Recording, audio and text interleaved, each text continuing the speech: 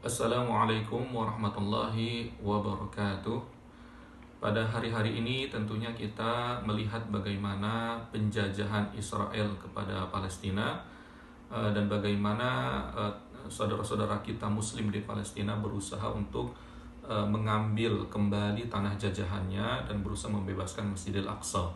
Akan tetapi sangat disayangkan ada beberapa oknum tertentu yang dia malah seorang muslim, dia malah mendukung Israel itu sendiri dengan menjelaskan sejarah dari Palestina dari perspektif Yahudi.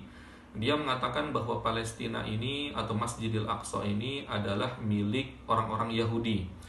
Ingin saya bantah atau ingin saya jawab dari perspektif orang-orang Israel.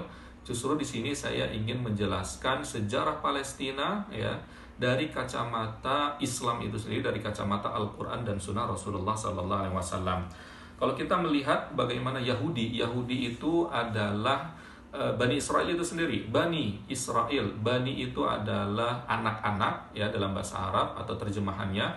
Israel itu adalah julukan untuk Nabi Yakub alaihissalam.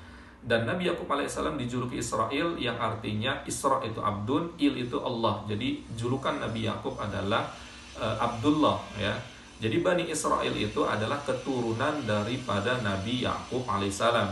Coba kita lihat ke atas lagi, siapa daripada ayah dan kakek daripada Nabi Yakub alaihissalam?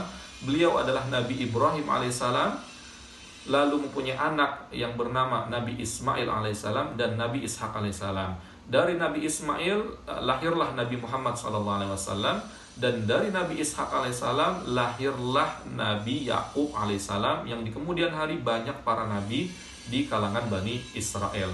Oleh karena itu ingin saya katakan, apakah Nabi Ibrahim seorang Yahudi atau Nasrani? Saya katakan Nabi Ibrahim adalah seorang Muslim, Nabi Ishak adalah seorang Muslim, Nabi Ismail dan Nabi Yakub adalah seorang Muslim. Begitu juga selanjutnya Nabi Daud adalah seorang Muslim, Nabi Musa adalah seorang Muslim, Nabi Sulaiman adalah Muslim.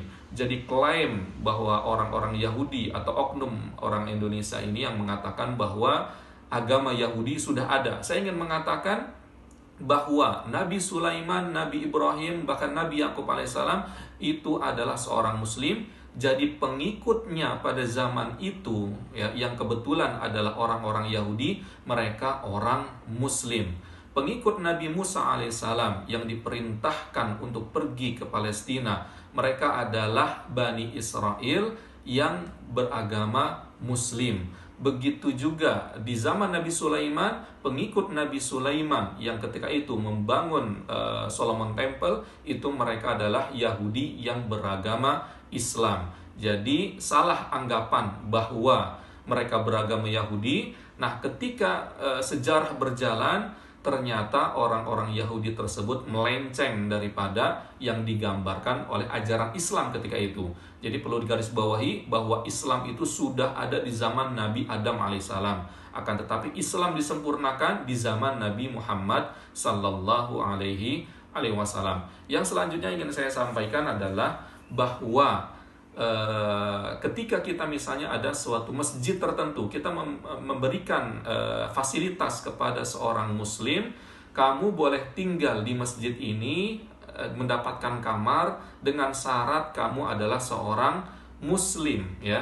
Akan tetapi anak-anak keturunannya ada yang tidak menjadi muslim ya, sudah tidak beragama muslim lagi. Lalu anak keturunannya itu mengatakan, anggaplah dia etnis A misalnya ya, ini rumah ini adalah milik etnis A. Padahal rumah tersebut itu diperuntukkan untuk etnis apapun, yang penting agamanya Islam. Jadi salah anggapan daripada mas-mas tersebut mengatakan bahwa Masjidil Aqsa Palestina adalah milik Bani Israel atau milik Yahudi. Akan tetapi Bani Israel Palestina milik umat muslim di dunia, yang tentunya sekarang sedang dicoba untuk dibebaskan oleh saudara-saudara kita di Palestina, muslim Palestina sana. Jazakumullah khairan, mudah-mudahan ini bisa menjelaskan.